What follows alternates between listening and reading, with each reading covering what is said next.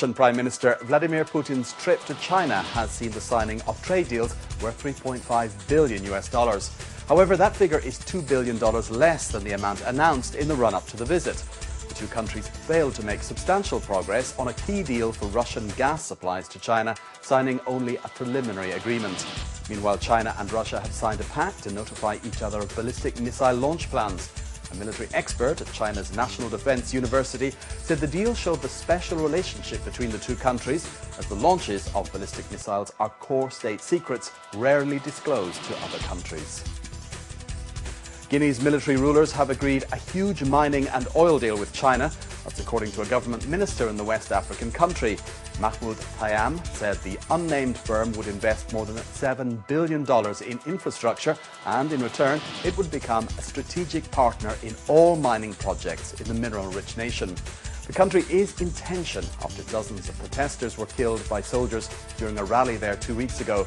The shootings were widely condemned by international leaders. Guinea is thought to have the world's largest reserves of the aluminium ore bauxite. Nearly 1,000 children in central China have tested positive for excessive blood lead levels.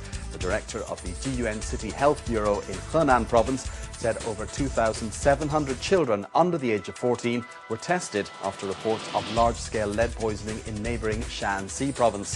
Signs of lead poisoning were found in almost 1,000 of the children, who all live near 3 major lead smelters.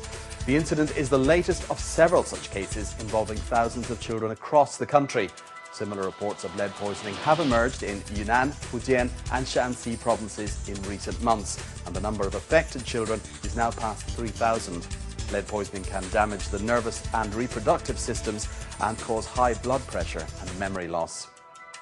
Chinese police have arrested a long-time suspect in the 2002 murder of a Chinese student, Zhao Wei, in British Columbia, Canada. Local officials acted on information provided by Canadian police. The arrested man, Li Ang, Zhao's boyfriend at the time of her death, fled to China after her body was found in a bag about 50 miles east of Vancouver.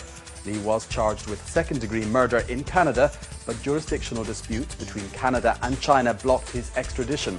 Chinese and Canadian authorities are said to be cooperating closely on the case. A dispute at one of China's most respected business magazines, Caijing, has put the future of the Beijing-based publication in doubt. The New York Times reports that high-ranking executives and nearly 70 other staff have resigned due to differences with the ownership over editorial policy and business strategy. These include the magazine's general manager and its top advertising executive.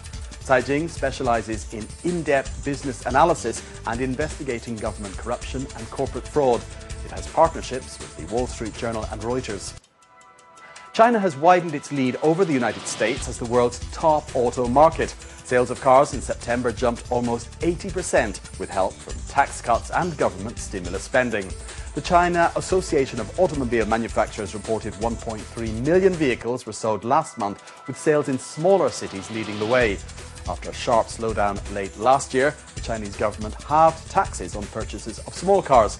It is also spending 5 billion yuan, or around $730 million on subsidies for the purchase of light trucks and minivans in rural areas where most of the population live.